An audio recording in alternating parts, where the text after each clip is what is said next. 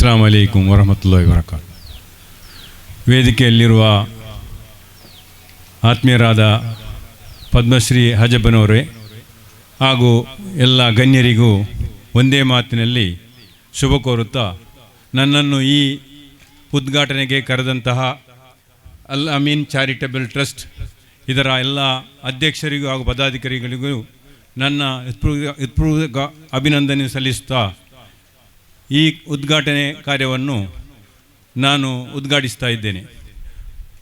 ಒಂದು 2-3 ಮಾತನ್ನು ಹೇಳೋಕ್ಕೆ ಇಷ್ಟಪಡ್ತೇನೆ. ಇಷ್ಟು ಸಣ್ಣ ಒಂದು ಯಾವುದೇ ಮೂಲಸೌಕರ್ಯಗಳು ಇಲ್ಲದಂತಹ, ಮೂಲಸೌಕರ್ಯಗಳು ಅಂತ ಹೇಳಿದರೆ ಪೇಟೆಯಲ್ಲಿ ಹಾಗೂ ಟೌನ್ನಲ್ಲಿರುವಂಥ ಸೌಕರ್ಯ ಇಲ್ಲದಂತಹ ಒಂದು ಗ್ರಾಮದಲ್ಲಿ ಇಂಥ ಒಂದು ಅದ್ಭುತ ಕಾರ್ಯವನ್ನು ನೀವೆಲ್ಲರೂ ಸೇರಿ ಮಾಡ್ತಾ ಇದ್ದೀರಿ. ಇದು ತುಂಬ ಒಂದು ಅಪ್ರಿಷಿಯೇಷನ್ ಮಾಡುವಂಥ, ಬರೀ ಮಾತಲ್ಲಿ ಮುಗಿಸುವಂಥ ಕೆಲಸ ಅಲ್ಲ.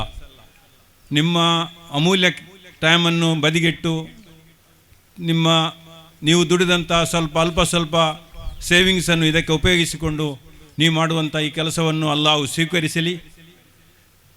ಇದಕ್ಕೆ ತಕ್ಕದಂಥ ಪ್ರತಿಫಲ ಈ ದುನಿಯಾ, ಈ ಭೂಲೋಕದಲ್ಲಿ ಕೂಡ ನಿಮಗೆ ನೀಡಲಿ, ಹಾಗೂ ಪರಲೋಕದಲ್ಲಿ ಕೂಡ ಅದನ್ನು ಅವನು ಉತ್ತಮ ಒಂದು ಕಾರ್ಯದಲ್ಲಿ ಸ್ವೀಕರಿಸಲಿ. ನಬಿ ಸಲ್ಲಲ್ಲಾಹು ಅಲೈಹಿ ವಸಲ್ಲಂ ನಮಗೆ ಕಲಿಸಿದಂಥ ಕೆಲವು ಮುಖ್ಯ ವಿಷಯದಲ್ಲಿ ಶಿಕ್ಷಣ ಅತ್ಯಂತ ಇಂಪಾರ್ಟೆಂಟ್, ಅತ್ಯಂತ ಪ್ರಯೋಜನಕಾರದಂಥ ಒಂದು ನೇಮತ್, ಅದಂತೂ ಅಸೆಟ್, ಸೊತ್ತಾಗಿದೆ. ಶಿಕ್ಷಣ ಇಲ್ಲದೆ ಈಗಿನ ಕಾಲದಲ್ಲಿ ಯಾವುದೇ ಒಂದು ಕಾರ್ಯಕ್ಕೆ ಎಷ್ಟೇ ದುಡ್ಡಿದ್ರೂ ಅವನಿಗೆ ಮುಂದುವರಿಸಲಿಕ್ಕೆ ತುಂಬ ಕಷ್ಟ ಉಂಟು. ಶಿಕ್ಷಣ ಒಂದು ವೆಪನ್ ಇದ್ದಾಗೆ, ಒಂದು ಆಯುಧ. ಅದರಷ್ಟು ದೊಡ್ಡ ಒಂದು ಆಯುಧ ಯಾರಿಗೂ ಇಲ್ಲ. ಶಿಕ್ಷಣ ಇಲ್ಲದೆ ಯಾವುದೇ ಒಂದು ಶ್ರೀಮಂತನಿಗೂ ಕೂಡ ಅವನಲ್ಲಿ ಉನ್ನತ ಸ್ಥಾನಕ್ಕೆ ಏರಲು ಅವನಿಗೆ ಸಾಧ್ಯ ಆಗುವುದಿಲ್ಲ. ಅವನು ಇನ್ನೊಬ್ಬರನ್ನು ಅವಲಂಬಿಸಬೇಕಾಗುತ್ತೆ. ಅವನ ಕೆಲಸದವರನ್ನು, ಅವನ ಯಾವುದೇ ಒಂದು ಟೀಮನ್ನು ಅವನು ಅವಲಂಬಿಸಬೇಕಾಗುತ್ತೆ. ಶಿಕ್ಷಣ ಇದ್ದರೆ ಅದರೊಟ್ಟಿಗೆ ಅವನ ಹತ್ರ ಬೇಕಾದಷ್ಟು ಅಸೆಟ್ಟು ಇದ್ದರೆ ಅವನಿಗೆ ಅವನ ಕಾರ್ಯವನ್ನು ಯಾವುದೇ ಅವಲಂಬನೆ ಇಲ್ಲದೆ ಮುಂದುವರಿಸಿಕೊಂಡು ಹೋಗಲಿಕ್ಕೆ ಸಹಾಯ ಆಗುತ್ತೆ. ಆ ಕಾರ್ಯವನ್ನು ನೀವು ಮಾಡ್ತಾ ಇದ್ದೀರಿ.